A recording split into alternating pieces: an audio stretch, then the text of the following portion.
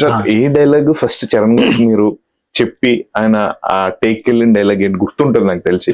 Obviously first day Charan గారికి sir ఇది sir scene paper పట్టుకుని మీరు ఎక్స్ప్లెయిన్ చేస్తూ సార్ పలానా డైలాగ్ సార్ ఆ ఒకటే పని చేసేదానికి లేదా ఇలాంటి డైలాగ్ ఉంటది. ఫస్ట్ టైం చెప్పిన డైలాగ్ ఫస్ట్ టైం ఆయనకి చెప్పిన డైలాగ్ అయితే గిమ్స్ లో కూడా వచ్చిందండి. గిమ్స్ లో రిలీజ్ చేశారు చూడండి, ఫస్ట్ షాట్ అని చెప్పి చేశారు చూడండి.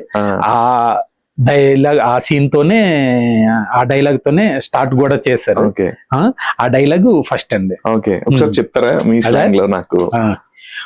ఓటే పని చేయనాకి ఓకే నాకు బతికి నాకి, ఎంత పెద్ద బతికేందుకు, ఏదైనా ఈ నేల మీద ఉన్నప్పుడే చేసియాల, కొడతామా ఏటి మళ్ళీ చెప్పి.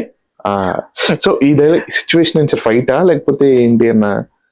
లేదండి, ఒక సీన్ లో ఒక సిచ్యువేషన్ లో ఒక సందర్భంలో ఒకరితో చెప్పే డైలాగ్.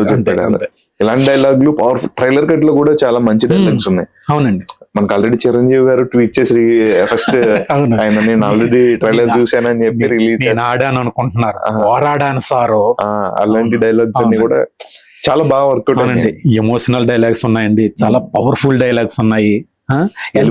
గెలిపోయినా ఓటమైనా ఊరోడిదే అవ్వాలా. అవును, ఎలా ఉంటాయి సార్ డైలాగ్స్ గురించి చెప్పండి. పవర్ఫుల్ పంచ్ డైలాగ్లు అన్నీ ఉంటాయా? అవునండి, చాలా అంటే ప్రతి ఒక్కటి ఉంటదండి. ఎమోషన్ డైలాగులు ఉంటాయండి. ఎమోషన్ అప్పుడు ఆడియన్స్ అన్నమాట లీనమైపోయి ఏడ్ చేస్తామండి, అంత పెద్ద ఎమోషన్ అండి. ఒకటి పవర్ఫుల్ డైలాగ్ చెప్పేటప్పుడు ఆ వైభవం మన బాడీలో వచ్చేస్తుంటది. అంత పవర్ గా కూడా డైలాగ్స్ ఉన్నాయి, ఎంజాయ్ చేసే డైలాగ్స్ కూడా ఉన్నాయి.